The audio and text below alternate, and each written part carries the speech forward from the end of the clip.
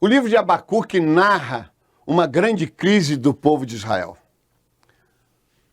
Dá-nos, naturalmente, compreensão que a crise era tão terrível, o povo estava escravizado, que era possível até mesmo faltar as necessidades mais básicas para preencher o vazio das vidas.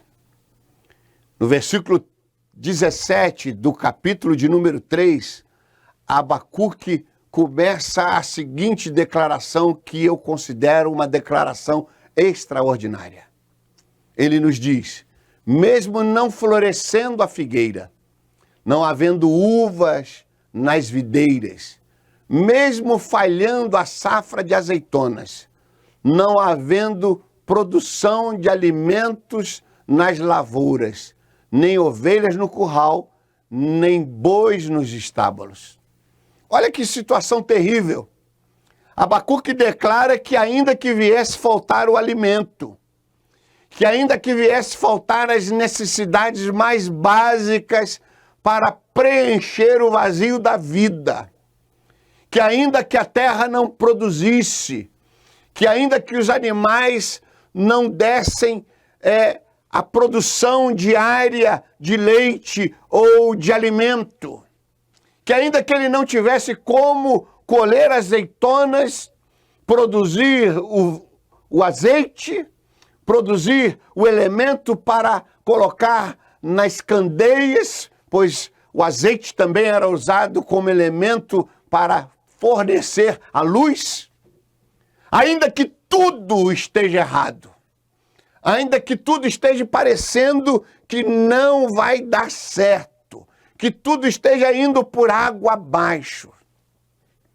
Talvez fosse traduzir para os nossos dias, ainda que eu fique em isolamento, ainda que eu perca o emprego, ainda que o dinheiro se acabe, os alimentos nos supermercados venham a ficar contados, ainda que o vírus continue se espalhando e seja decretado um tempo de quarentena em toda a nação, ainda que tudo esteja dando errado, ainda que pareça que não haja esperança para esses dias.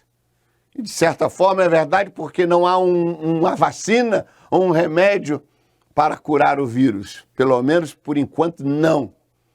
Ainda que o tratamento não dê certo, ainda que eu tenha uma idade de risco, está tudo errado. O que Abacuque então declara que ele vai fazer?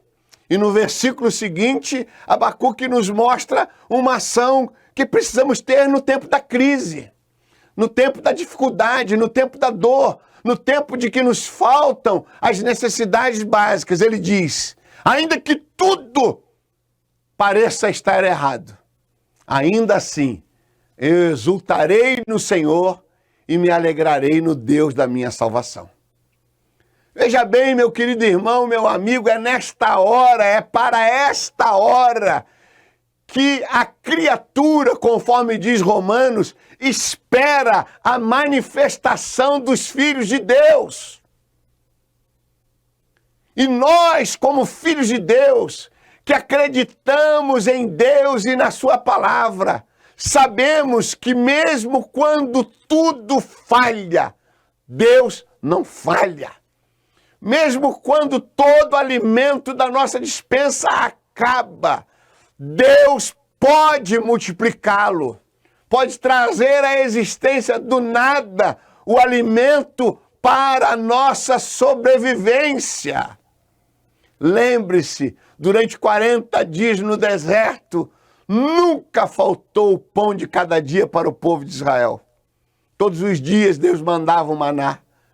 A sua roupa não acabou, não ficou rota, não se esgotou. Deus cuidou do seu povo nas maiores crises que a Bíblia mostra. E também Deus cuidou do seu povo nas maiores crises que a humanidade mostra. Em todo tempo tempo de dificuldade, Deus se levantou em socorro ao seu povo. Um povo que continuou se alegrando, um povo que continuou louvando, um povo que continuou glorificando, um povo que continuou exaltando a Deus, porque Deus é o Deus da nossa salvação. Jesus Cristo, em dado momento, conversando com seus discípulos, e ele estava ministrando um sermão pesado a todos aqueles que o ouviam, e muitos se foram. E ele então voltou-se para os seus discípulos e perguntou: vocês também não querem ir embora? Porque duro era o discurso que ele havia apresentado. E a resposta de um daqueles discípulos foi: para quem iremos nós? Tu tens a palavra da vida. Meu querido irmão, para quem iremos nós no tempo da crise? Aonde buscaremos socorro? Ainda que seja importante, e eu confio nos médicos, na medicina, nas ações governamentais, precisamos confiar. Mas nós sabemos que o único verdadeiro, fundado socorro que jamais se modifica e que jamais rui é o socorro que vem do trono da graça de Deus. Portanto, eu prefiro continuar me alegrando no Senhor. Eu prefiro continuar exaltando ao Senhor. Eu prefiro continuar cantando hinos de louvor e adoração ao meu Senhor. Lembre-se que os apóstolos estavam presos. E mesmo presos injustamente, eles continuaram cantando, eles continuaram louvando ao Senhor. E veio um terremoto e abriu os grilhões, e eles ficaram livres da prisão. O ponto principal aqui é que mesmo prisioneiros e injustamente, eles estavam louvando ao Senhor. O que o nosso Deus espera de nós nesse momento? Que nós o louvemos, que nós o adoremos, que nós o exaltemos, que nós continuemos exercendo a nossa fé, que nós continuemos exercendo a nossa esperança, que nós continuemos voltando os nossos corações a Ele, nos alegrando mesmo no meio da luta e do sofrimento.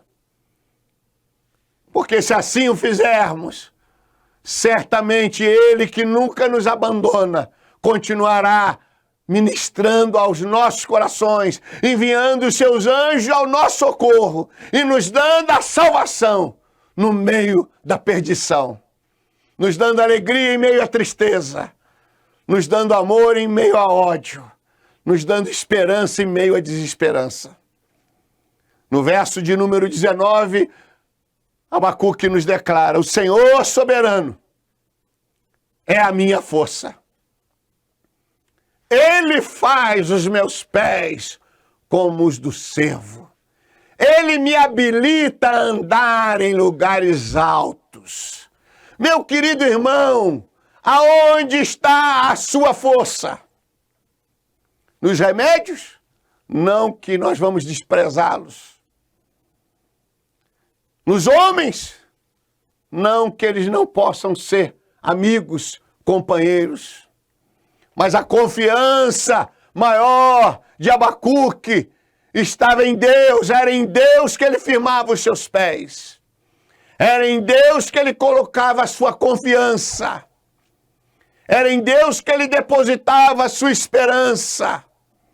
E é em Deus que eu estou orando todos os dias para iluminar os corações e mentes da humanidade, das autoridades, dos cientistas, para que cada um, na sua área de atuação, tenha graça, conhecimento, sabedoria e revelação do próprio Deus para lidar nessa situação que abala todo mundo, que abala toda a humanidade.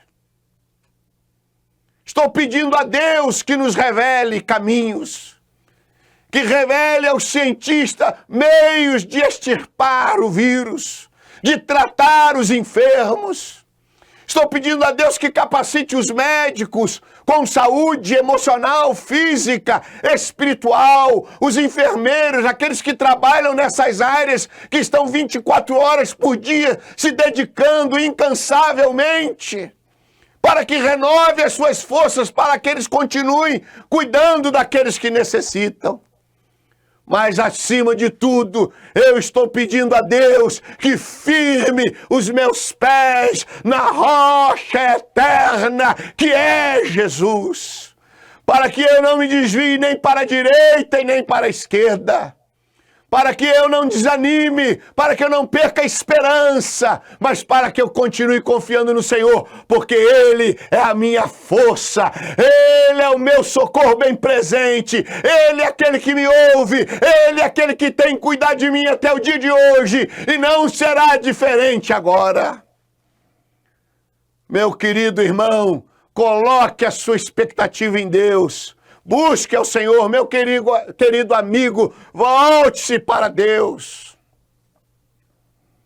E certamente, se nós colocarmos os nossos pés como a corça no Senhor, colocarmos a nossa expectativa na sua força, Ele irá nos habilitar a andar em lugares altos. O que isso significa? Ele irá nos habilitar a passar por esse momento e chegar do outro lado, abençoado, saudável, juntamente com os nossos, abençoando outros também. Que o Senhor nos abençoe através desta palavra, que o Senhor renove as suas forças, a sua esperança, a sua expectativa, que o Senhor lhe dê paz, que o Senhor lhe dê conforto, e faça da sua vida um instrumento de bênção, de amor e de ação para aqueles que você pode se comunicar através das redes sociais. Os seus amigos, irmãos, familiares, levando uma palavra de esperança, enviando este vídeo para abençoar outros. Melhor é crermos na palavra de Deus, é confiarmos em Deus e depositarmos a nossa fé no Senhor, a nossa expectativa do Senhor, do que ficarmos apenas sentados num sofá sem saber o que fazer. A Bíblia, as Sagradas Escrituras nos orientam como agir e como caminhar neste tempo com fé e alegria. Alegre-se no Senhor, exulte no Senhor nesse tempo de luta e Deus te abençoará.